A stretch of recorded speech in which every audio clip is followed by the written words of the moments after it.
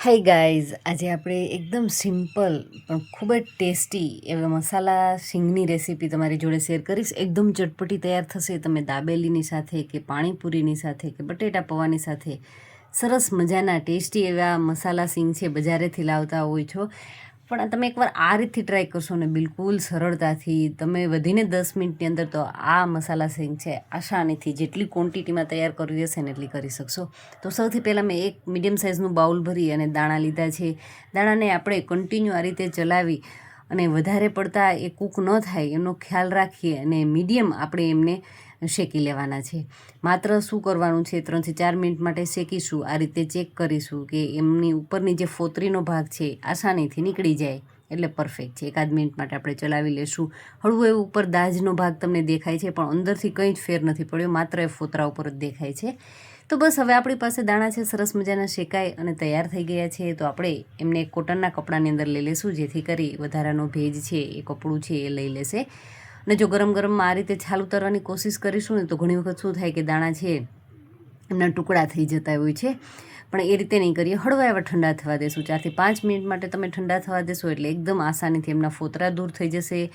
તમે દાણાનો કલર જોઈ શકો છો, ખૂબ જ સરસ એકદમ સફેદ જ કહી શકીએ ને કે હળવો એવો જ કલર છે ચેન્જ થયો છે. અને આ રીતે આપણે એમના ફોતરાઓ છે આસાનીથી દૂર કરી શકીએ. અને કોઈ પણ એક દાણામાં કોઈક દાણામાં રહી ગયા હોય ફોતરા તો બસ આપણે હળવો હાથ અડાડીશું તો એકદમ આસાનીથી એમના ફોતરા છે એ દૂર થઈ જશે. તો બધા જ ફોતરા છે અત્યારે મેં એમના દૂર કરી લીધા છે અને તમે દાણાનો કલર પણ જોઈ શકો છો, ખૂબ જ સરસ કૂક થયા છે. અને બસ એમના બંને ભાગ થઈ જાય ને એમના ટૂંકમાં ફાડા થઈ જાય ને એ રીતે આપણે કરી લેવાના છે.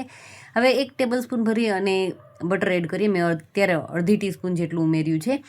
અને હવે એમને હળવું એવું મેલ્ટ થવા દેશું.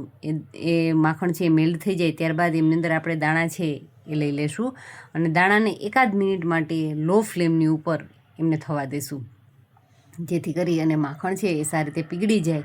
દાણાની સાથે સરસ એવું માખણ છે ને એ મિક્સ થઈ જશે ને અને ખૂબ જ સરસ શાઇનિંગવાળા દાણા છે જેવા બજારમાંથી મળે છે ને એવા તૈયાર થશે. હવે મસાલાઓ એડ કરી દે. તો મસાલાની અંદર આપણે અડધી ટીસ્પૂન જેટલો હળદર પાવડર લેશું, 1 ટીસ્પૂન ભરી અને સંચળ પાવડર લીધો છે, 1 ટીસ્પૂન આમચૂર પાવડર, 1 ટેબલસ્પૂન ખાંડનો ભૂકો લેશું, 1 ટેબલસ્પૂન ચાટ મસાલો નાખી દેશું અને 1 ટીસ્પૂન જેટલી લાલ મરચું પાવડર અને અડધી ટીસ્પૂન જેટલો મરીનો પાવડર લઈ લેશું. અને બસ મસાલાઓને મિક્સ કરીશું. અને આ બેઝ ઉપર જો તમને ડ્રાય લાગે ને મિશ્રણ તો 1 ટીસ્પૂન ભરી અને એમની અંદર બટર છે હજુ ઉમેરી દેવાનું, એટલે એકદમ શાઇનિંગવાળા દાણા છે આ રીતના તૈયાર થઈ જશે.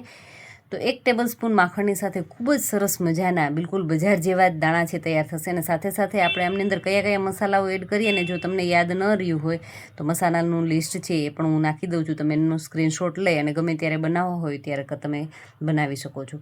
તો ખૂબ જ ટેસ્ટી ચટપટા એવા શિંગદાણા બની અને તૈયાર થઈ ગયા છે. તો મિત્રો, આજનો શિંગદાણાવાળો વિડીયો છે તમને થોડો પણ સારો લાગ્યો હોય તો ખાસ તમારા ફ્રેન્ડ્સની જોડે શેર કરજો. અને ચેનલને હજુ સુધી સબસ્ક્રાઈબ કરવાની બાકી હોય તો ચેનલને ચોક્કસથી સબસ્ક્રાઈબ કરી લેજો. Thank you for watching these videos.